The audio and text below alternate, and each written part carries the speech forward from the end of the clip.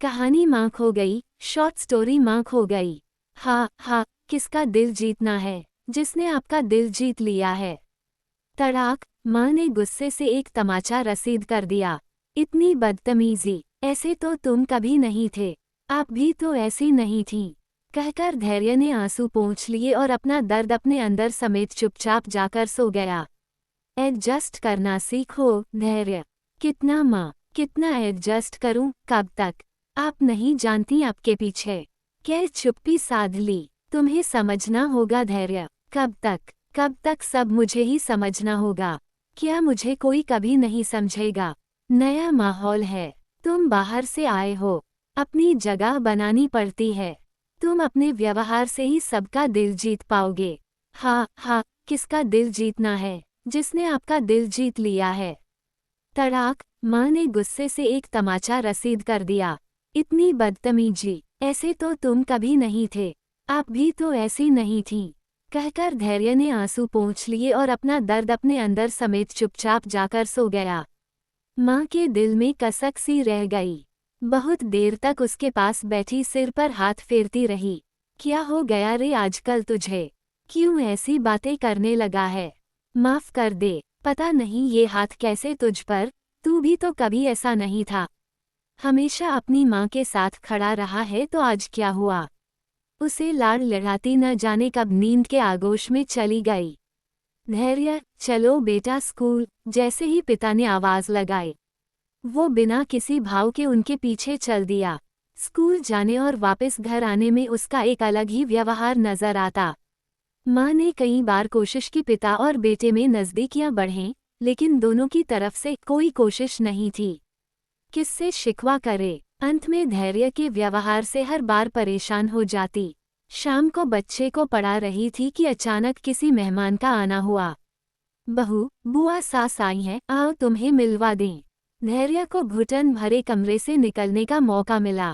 पापा मैं खेलने जाऊं? नहीं, जब तक मेहमान हैं कमरे से बाहर नहीं निकलोगे। चुपचाप बैठकर पढ़ते रहो। लगभग 4 घंटे बाद जब मेहमान गए तो माँ के गुस्से का बांध फूट पड़ा। कितनी बार तुझे बाहर आने के लिए आवाज दी, आया क्यों नहीं? इतनी बदतमीजी, क्या हो गया है तुझे? आखिर चाहता क्या है? कितना और किस भाषा में समझाऊं? इतने अच्छे रिश्ते मिले हैं उन्हें समेट ले। धैर्य जोर से हंसा। रिश्ते? हा, किसे मिले हैं माँ? तुम्हें। तुम यहाँ की बहू हो, तुम्हें सास ससुर पति रिश्तेदार सब मिले हैं और मुझे आपके सामने ये मेरे पापा है और जब आप नहीं। चुप, बिल्कुल चुप हो जा। मैं तो एक माध्यम था आप तक पहुँचने का।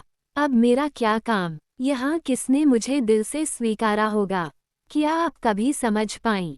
नहीं, समझेंगी भी कैसे? आप तो इन्हें समझने में लगी रहती हो। मेरा क्या होगा? मेरी तो माँ भी खो गई। कै जोर जोर से रोने लगा। माँ स्तब्ध थी। अपने इस कदम पर अफसोस करेगी। क्या सच में वो सबकी चाहत पूरी करने में इस कदर व्यस्त हो गई कि कभी ये सोचा ही नहीं कि जिस बच्चे की खुशी, उसके भविष्य का सोचकर दूसरा विवाह कर रही है, सही मायनों में आज वो कितना खुश है। धैर्य ने माँ को रोता देखा तो भागकर चिपट गया और आंसू पोंछते हुए बोला, रो मत माँ, पूरी कोशिश करूँगा तुम्हारे रिश्तों को अपनाने की। वो उठकर गया तो पास रखी कॉपी में 4 पंक्तियां लिखी थीं। तोला जब मैंने तराजू में किस्मत को, माँ तेरा पलड़ा जल्दी झुक गया। क्या कभी तूने सोचा ये किस्मत का मारा पहले से भी अधिक हल्का क्यों हो गया? असहाय माँ बस मन ही मन यही सोच पाई, जीवन एक बार मिलता है और हम भावनाओं में बहकर जल्दबाजी में निर्णय ले लेते हैं। क्यों हम नहीं समझ पाते कि किसी के असामान्य व्यवहार के पीछे कई वजह हो सकती है।